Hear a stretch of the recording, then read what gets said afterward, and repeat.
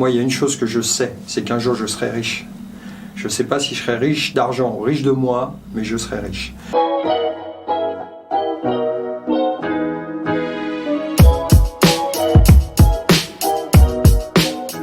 Personnellement, moi, je me suis construit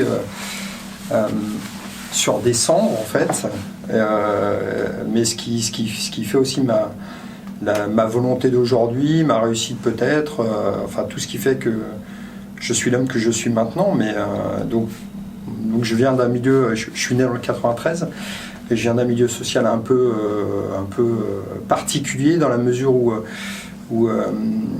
du côté de mon papa on était ouvrier, voilà, et par contre du côté de ma mère c'était un milieu vraiment défavorisé, un peu cas social quoi en fait, hein, voilà. Donc ma maman m'a eu à 16 ans, et derrière voilà, elle m'a pas élevé, donc elle m'a laissé quelque part, et je l'en remercie parce que j'ai été élevé par ma grand-mère en fait. Voilà, par mes grands-mères, puisque on a même été 5 générations sous le même toit, hein. J'ai connu mon arrière-arrière-grand-mère et j'ai vécu avec mon arrière-grand-mère et ma grand-mère pendant une vingtaine d'années à peu près. Parce que j'ai pas trouvé l'intérêt de l'école et puis j'avais pas les gens pour m'accompagner et me montrer l'intérêt que ça pouvait avoir derrière. Ce qui a fait que d'ailleurs j'ai même pas passé mon bac. Et puis surtout, voilà, à 18 ans, j'allais au lycée pour vendre des télés et des magnétoscopes, hein, qui tombaient du camion. C'est pas moi qui les ai tombés, mais et puis surtout derrière, voilà, j'étais un petit peu paumé. Je savais pas trop ce que j'allais faire de ma vie. Après, par contre, j'avais une motivation, c'était à travers le sport, puisque j'ai toujours fait beaucoup de sport et même si j'ai jamais été un sportif d'élite, je reste quand même un sportif convenable, donc j'ai toujours, voilà, je me suis toujours retrouvé dans le sport. Et puis après, j'ai eu la chance aussi, à un moment donné, de passer mon 14 juillet dans des casernes de pompiers. Hein, et c'est là où je me suis dit, tiens, c'est pas mal quand même, il y a le 14 juillet, il y a du sport, l'uniforme est sympa. Je dis, voilà, j'ai vu de la lumière, je suis rentré en fait. Et donc, et c'est là où j'irai, où il y a eu un premier virage dans ma vie, c'est cette rencontre avec une boîte qui est extraordinaire, c'est les sapeurs-pompiers de Paris en fait. Voilà, où là où toute l'éducation que j'avais peut-être pas eu, enfin tout ce support, je dirais, d'accompagnement, rapport au père, etc., que j'ai pas eu quand j'étais jeune, j'ai vite appris voilà, dans ce corps de métier.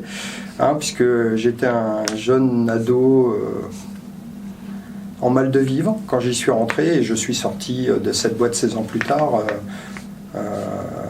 avec des bagages déjà, avec un niveau bac plus 2, j'avais développé plein de compétences et surtout j'étais devenu un homme. J'ai quitté les pompiers de Paris en avril 2006, voilà, j'avais fini mes 16 ans. J'ai quitté cette structure pour des raisons, on va dire, familiales, hein, puisque j'étais marié à l'époque avec une femme qui était prof de couture, et donc il y a eu une mutation en Mayenne. Voilà, et ce qui a fait que moi, même avec mon diplôme de chef de centre, je ne pouvais plus être chef de centre chez les pompiers de Paris, donc ça sentait le placard. Voilà, donc j'ai fait le choix de changer de vie en fait, et j'ai atterri en Mayenne pour ça. J'ai fait le choix de la famille, quoi. Voilà. Je voulais trouver un boulot qui me permette de libérer du temps pour pouvoir faire vivre une de mes passions, c'est transmettre les savoirs, former, puisque je fais de la formation depuis 1994, et d'ailleurs pendant 3 ans j'ai fait de la formation à temps plein chez les pompiers de Paris. Donc je voulais monter un organisme de formation en parallèle de ma vie professionnelle d'agent de sécurité que j'avais trouvé dans une gare. Sauf que là encore, la vie ne se passe pas toujours comme on veut, et elle m'a rappelé certaines évidences, entre autres que même si je venais de faire 16 ans chez les pompiers de Paris, que j'étais pas un surhomme. Et concrètement, je l'ai vite compris, puisque 4 mois après, j'avais un cancer du sang. Voilà, je me retrouvais en traitement, chimiothérapie, là, à l'hôpital de Rennes, à Pontchaillou. Voilà. Donc là concrètement, c'est un stop dans une vie, en fait. Hein. Et puis surtout, ça nous remet en phase avec la réalité des choses. On n'est pas grand-chose, en fait. Voilà. Ça m'a tourné vers le côté prévention du risque. J'ai créé en juin 2009 ma première entreprise qui s'appelle, puisqu'elle est toujours existante, hein, qui s'appelle ProInsec, qui est un cabinet d'expertise conseil, alors au départ qui était spécialisé dans la santé et la sécurité incendie, et qui avec le temps a développé toutes les compétences autour de la prévention des risques. J'ai quitté ProInsec en décembre 2017, et donc j'ai recréé Agogy en janvier 2018. Et le concept d'Agogy, c'était simplement de retranscrire ce qu'on a réussi chez ProInsec et de le donner à tous ceux qui veulent l'entendre, c'est-à-dire les formateurs indépendants, les organismes de formation, qui ont une vision un peu novatrice de la formation et surtout qui veulent cultiver l'andragogie avec les nouvelles technologies. Toujours de mon existence un peu compliquée dans mon enfance, c'est malgré tout ce qu'on pouvait dire de moi, parce que j'étais élevé... choyé par mes grands-mères, etc. Donc que je ferai rien de ma vie. Moi, à l'inverse, j'ai toujours dit, mais attendez, moi, il y a une chose que je sais, c'est qu'un jour, je serai riche. Je ne sais pas si je serai riche d'argent ou riche de moi, mais je serai riche. Et je me suis... ça a toujours été